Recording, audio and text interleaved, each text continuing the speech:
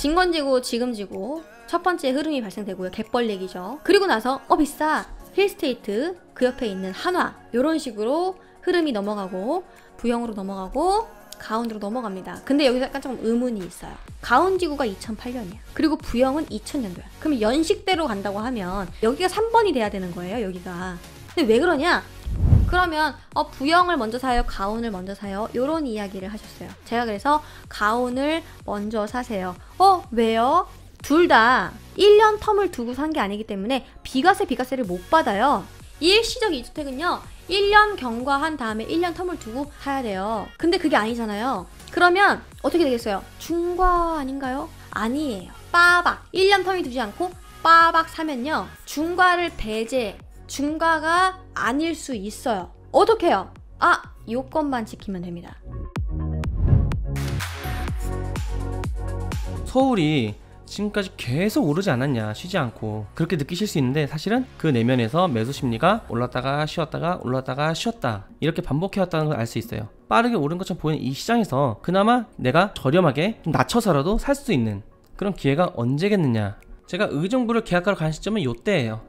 4월? 5월을 전후로 해서 한 번 더 심리가 주저앉아요. 올라가다가 이 정도 내려간 것만 해도 많이 내려온 거다. 더 이상 안 내려갈 거다라는 생각이 들었거든요. 4월에 매수 계약을 했어요. 그리고 잔금이 9월이라고 했죠. 이때 인근에 의정부에 매달 입주하는 아파트가 있었어요. 그래서 지금 당장 내가 전세 새로 맞추려면 좀 힘들 수도 있겠다 라는 생각이 들었고요. 당시 전세 시세가 2억 5천이었거든요. 사장님이 굉장히 부정적이었어요.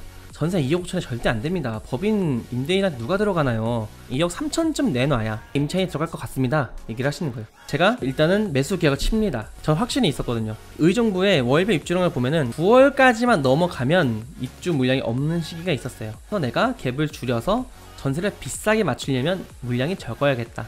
결과적으로 저때 입주가 끝나고 인근 전세 물건이 없어지면서 2억 6천에 전세를 맞췄어요. 매수 타이밍도 중요하지만 내가 갭을 잘 맞추기 위해서 언제 유리하고 불리하느냐를 판단할 때도 이렇게 프롭테크를 활용할 수가 있습니다. 문정 236이 여기 이렇게 있는데 여기 문정 내면이 있네요. 2004년도에 9월에 입주를 했던 아파트인데 34평이 16억이다. 여기는 어느 정도 될까? 20년 정도 차이가 나는데 여기가 84가 16억이라면 가늠을 해볼 수 있는 거죠. 16억 이상은 되지 않을까?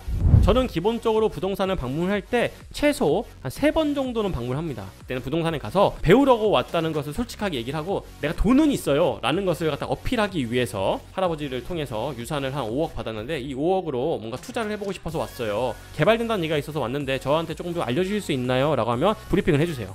네, 그 브리핑을 열심히 듣고 그 다음에 그 옆에 부동산에 갑니다. 첫 번째 부동산에서 배웠던 것을 두 번째 부동산에 가서 얘기를 합니다. 조사를 해보니까 이렇게 하던데 제가 조사한 게 맞나요? 이러면 그쪽에서 좀 알고 오셨네요. 그 다음에 그 이후에 대한 정보를 또 알려주세요. 그 해당 구역에 있는 부동산 같은 경우에는 조합원분들이 많으세요. 부동산 사장님께서. 그러다 보니까 조합이 어떻게 운영되고 있는지, 조합원들은 어떤지, 기타 분위기를 파악하는데 참 좋습니다.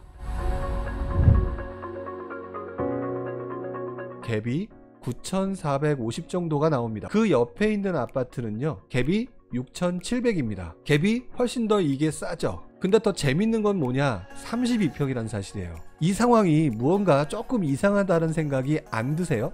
원래 32평 아파트 파란색이 이 정도의 갭을 두면서 항상 가격대를 유지하고 있었는데 항마을 서해 아파트가 급격히 올라왔다는 얘기예요. 갭 메우기 현상인 거잖아요.